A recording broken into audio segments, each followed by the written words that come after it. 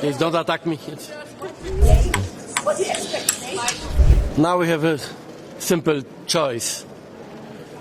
Either money today or blood tomorrow.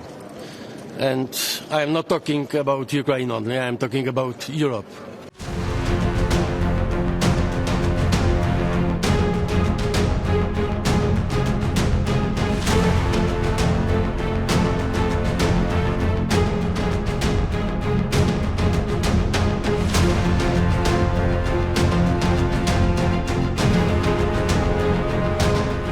Good morning. This European Council comes at a very decisive time. We have one ultimate goal in this European Council, and that is peace for Ukraine, peace with strength. And for that, Ukraine needs to have a secure funding for the next 2 years, the year 26 and 27. It is good that the European Council has committed itself last time that we will close the financing gap of Ukraine for the next 2 years. We're speaking about 137 billion euros that are necessary. It's the estimate, our own estimate, and the estimate of the IMF. And we have committed to cover 2/3 of it, 90 billion euros. I have made two proposals, two options on the table for this funding. One is funding through the EU budget, borrowing against the budget, and the second possibility is the reparations loan. So today we will have the discussions about which one of the two we will use. It will be intensive discussions. For me, the most important part is that at the end of the day, we have secured the funding for Ukraine for the next 2 years. Yesterday, a serious thing happened. While we are fighting our own battles here, we are also fighting serious battles in the European Parliament. The proposal was discussed yesterday, which I think is illegal, but let's put that aside for the moment. The proposal to ban the use of Russian gas and oil by all member states. What this means for Hungary is that if this happens, then rents cannot be protected. In that case, families will see their utility bills increase at least twofold, if not threefold. It was a very big battle. Our Fidesz-KDNP MEPs stood up for Hungary. They fought for Hungary. Unfortunately, the others are not. And the TISA was sneaking around, so it chose the solution that I wasn't here either. A farmers' demonstration. The farmers are 100% right. They have two problems right now, at this moment. Their first problem is this package called Mercosur, which is a free trade agreement with Latin American countries that is killing farmers. So, Hungary is one of the countries that does not support Mercosur. We thought a lot about what would be good. There were forces, serious professional debates in Hungary. In the end, the Hungarian position was that we do not support it. Here too, a qualified majority would be required, and I see that there are enough of us who are against Mercosur to make it impossible for this agreement to be signed. The plan is that the chairwoman of the committee wants to sign it this week. I think we need to do that here, and we can prevent it. The other problem for farmers is the Green Deal, which means that there is a new overregulation of agriculture, of agricultural work, which means that it is a serious cost and a competitive disadvantage.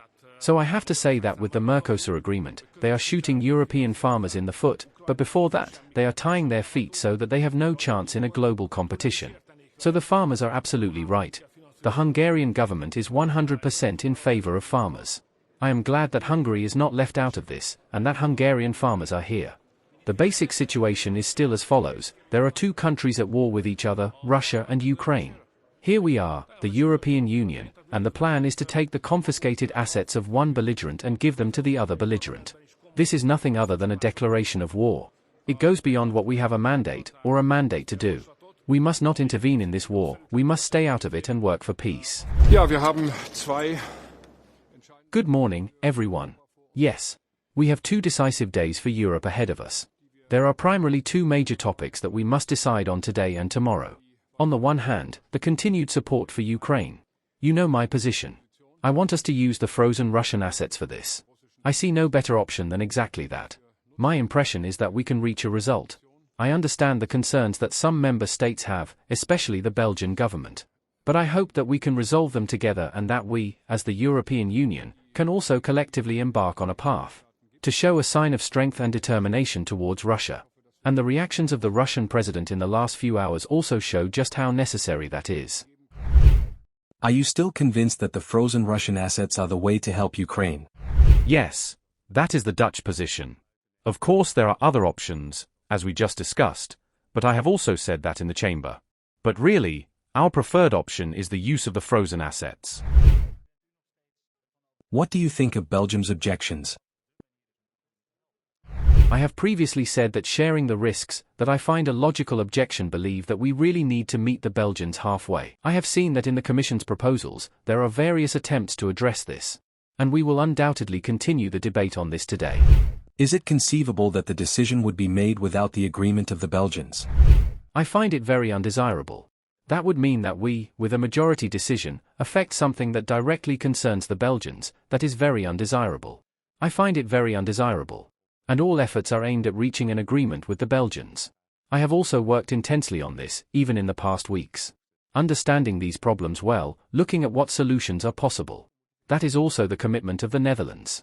The potential solutions. That is also the commitment of the Netherlands. I understand that various proposals are continuously being developed, also because there are ongoing discussions with, among others, Belgium. But I also had contacts again yesterday. There have been various contacts in recent days. So I can well imagine that technical changes are being made continuously. So that's quite possible. My last question. We are inundated with articles about Russian threats. From the head of Euroclear. From politicians. What is your view on that? How should we yield to? No, we must never yield to any threat. They must make their own decisions. Thank you very much. Please don't attack me.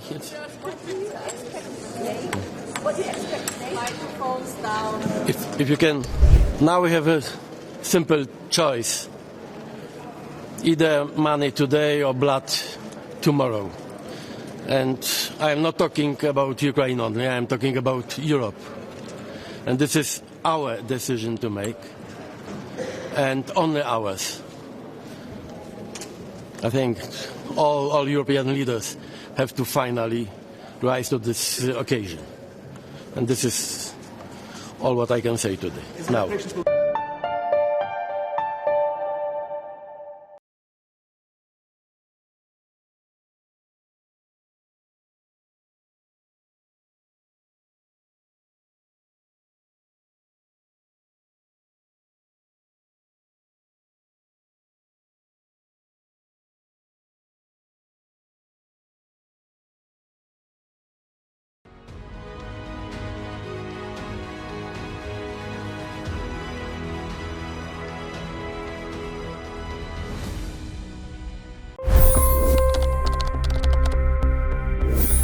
$25 crore गरीब गरीबी को परास्त करके बाहर निकले।